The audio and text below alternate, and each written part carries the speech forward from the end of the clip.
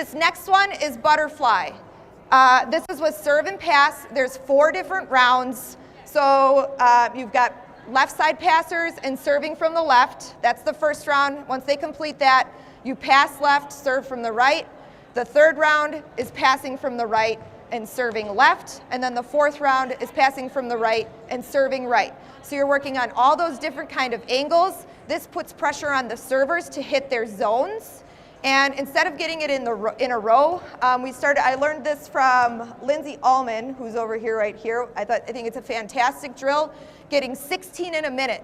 And I just thought, okay, I want to challenge the players even more, give them a little bit of cardio, and I upped it to 40 in 2 minutes.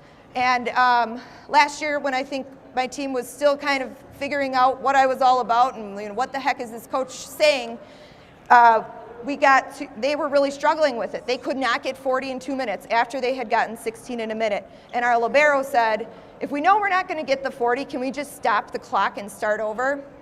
And I said, no, that's not what it's all about. It's about you can finish strong. There's a lot of times where they're low in the numbers, but they can pass 10 in a row at the end and make the time and make it. And it shows them that they should never give up. And they've got to find a way to get the job done. If they don't get the 40 in 2 minutes, they have to do it again.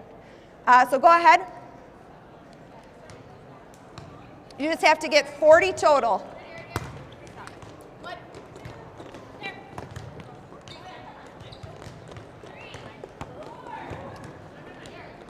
Keep talking. High middle. This is where you still have to learn what a good pass is. All we're looking for is high middle.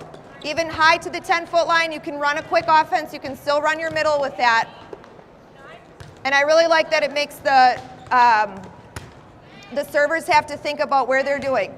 Right now they're working on passing left back with a server who typically serves from right back. Good. All right, just hold it. Now rotate and just switch where you're serving from.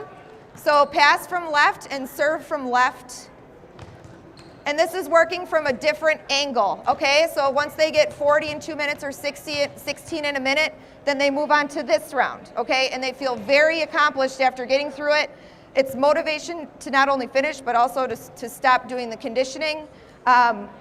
And so from here, I want the passers really to focus, especially if this is going to the sideline, getting your left hip around that body, or around the ball, and making sure that you're not going to let that ball shank off of your left arm. You've got to make sure you get your platform out soon, and you get your left hip around that body. So go ahead. Beautiful job, demos. And typically things change, but I like to do about an hour of serve and pass every single day in practice.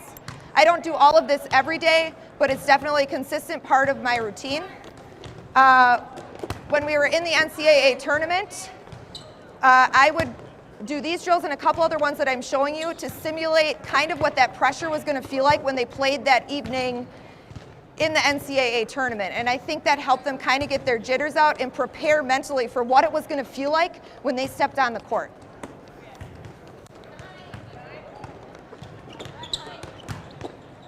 So, very simple serve and pass, butterfly simple, but this is a good element to add to it to challenge the players, not let them go through the motions. I know a lot of times when I was a player and did butterfly, you just kind of go through the motions. This really forces them to be focused and get the job done and work as a team and know what a good pass is. All right, good job. You guys can stop. The next one on the list, I've got